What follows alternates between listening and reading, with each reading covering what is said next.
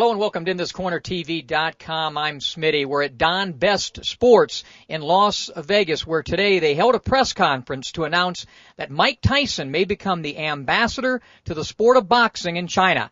After the press conference, we spoke to Mike and some of those involved. Sterling, how did this all come to be with Mike Tyson and China and attempting to get him to be the ambassador for the sport of boxing?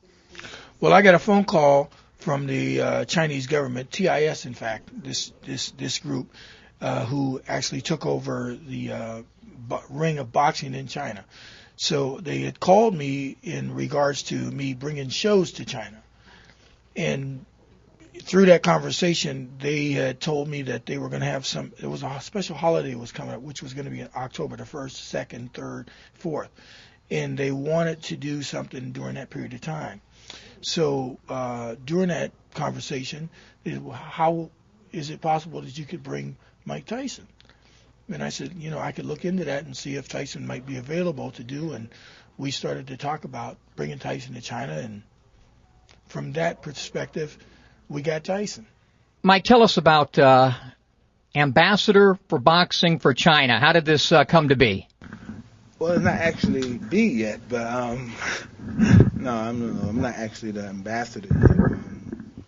I don't know. We have to discuss more. Me and Sterling, guys. I don't know because I don't really know. I'm joking actually, but I'm truly serious. I was seriously joking. I don't really know what this is going to entail. Me being an ambassador. Am I going to be responsible for bringing entertainment fights here? And if that's my job, we have to bring great fighters to China and have great fights. Tell us about TIS and your business in China and what you're trying to do with Mike Tyson and professional boxing. First of all, I want to say for thank you, having us here in Tianjin. It's one of the 4 largest city in China. And since China brought in F1 to Shanghai and also ATP, the China Open tennis game to Beijing, and Tianjin is trying to bring professional boxing to China. And what is the status of it right now? Boxing over there, the popularity. Obviously, the amateur program is fine, but what about the fans over there? They craving professional boxing? Would you think? Yeah, I'm sure that professional boxing is is something that the Chinese fans has been waiting for. And the only reason that the professional boxing hasn't taken off in China because that there are certain restrictions in China. Since we are a government sponsored or company, and we do have the access to really open the professional boxing to the central government and to let them know what is real professional boxing is all about. And obviously, a great part of this plan would be television. That's exactly right. Yeah. It doesn't work without television. And the plan for that would be to launch like a series from there. That's exactly right. ESPN International, who has come to the plate, and we've been negotiating and trying to figure out the right route to take to do this. And so in doing so, we put this deal together with ESPN International. It's the greatest thing in the world because each fighter has to fight internationally. It's not picking some guy here in America who's going to fall down on the floor, and these guys are going to learn real quick with me that it's 50-50, babe. It ain't, it ain't 20-80 where they're going to win. It ain't going to work like that. The guys have to fight. I don't know how popular Manny Pacquiao is with the Chinese people, but certainly he's captivated a nation. I mean, here's a guy who years ago was in the streets, selling anything he could, and now he can't even walk the streets. He's a congressman. I would think that would really fuel the fans, the Chinese fans, to, hey, we have great athletes. Why can't we have great professional fighters? Correct. You're absolutely right about that. That's something that we were trying to create. We were trying to create this, professional, Chinese professional fighter to have somebody like Pacquiao, to captivate this, this entire nation, so we can bring him, in and out of China to be the real boxing ambassador for China. What are the plans with this? How do you plan this to take place? What's your game plan? Well, actually, for TIS, we plan to have to host boxing matches, each month for the next year, and the years to come. And that's something that we're planning to do. And it might be something that's not normal to the to the professional boxing industry, because that nobody can say that they can have boxing matches like regular, like every month. But since we are a government sponsored company, that we do have the resources to promote professional boxing there in China in such high intensity.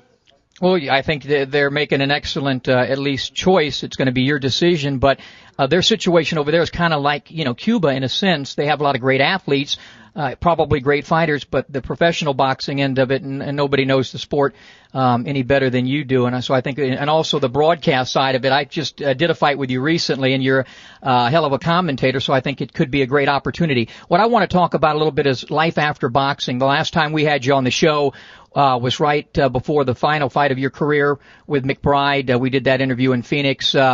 And I want to how has life after boxing been for Mike Tyson? Life is pretty interesting now at this moment. After boxing, I had I basically didn't know what I really wanted to do. I had opportunities, but now at this moment is awesome. Yeah.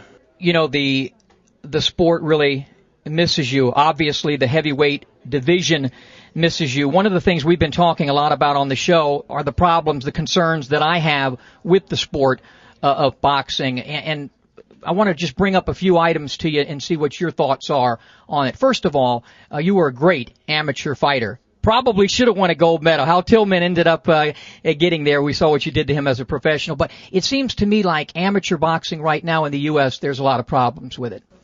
Well, I don't understand what's going on in amateur boxing, but I do know that it's not as it once was. I can remember within 2 weeks I would win probably 3 national titles, because I'm constantly fighting. I would leave Colorado Springs, I would go to Ohio State Fair, I would leave Ohio State Fair, and I would go to Rhode Island. I would constantly be on the road going to fights. It was like going to like an artist, a singer going on the road. We would go to different states and fight different fighters, the champion, but you stay active and you become a master of your trade.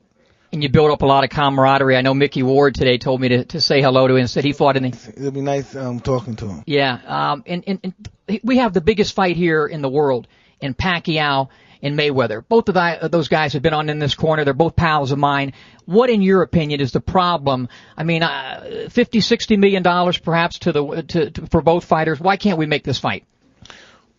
I have no idea, but Floyd had been heard said on television, been printed that he believes Manny is using illegal drugs. Manny said he'll take the test, but I think we should see that fight. But if the fight doesn't happen, if he's uncomfortable with this gentleman's particular type of enhancement, we're not going to have a fight. I'm a guy that's a fight fan, that love fighters all to death. Imagine running around chasing fighters all your life with pens and pads like these guys do out here for me. Right. I was one of those guys, chasing guys all my life, and I become that guy. Yeah. Nobody had a life like this for me. No. Nobody, no fighter. Imagine being that guy chasing, being a fan, being a junkie fan, like a needle fan, with a fix to see a fighter, and you become that guy that you've been chasing around all the time. I remember this little segment that you said, Smitty, nobody's had a life like me in boxing. Nobody has had a life like me. The ups and downs, the highs and lows, the trials and tribulations. I would think that you've faced the greatest tribulation anybody can face a year or so ago with the loss of your daughter Exodus. And hey, that stuff is bad and stuff, but I can't let the stuff like that imprison me. I can't let stuff like my daughter dying imprison me, my mother, all these things that happen to you in your life. No one has any exclusivity to pain. Everything, pain's irrelevant. But the reality is that we lose in life. We lose our parents, we lose our mothers, our girlfriend, we lose our teeth, we lose our hair. But it's the people who come back for those losses, that are the people that have the character and to continue to go on, because that's what life is, going on. We have to go on. What are the future plans for Mike Tyson? I don't know, I'm gonna make movies, and we got a production company called Tyrannic, and we're gonna do movies and write movies for shows like HBO. Tyrannic. Yes. Okay. Well, we look forward to all of that, and hopefully the situation with you being ambassador to the sport of boxing in China comes to fruition. It's always great to have you on In This Corner. It's always great for being here. Thank you, Jimmy.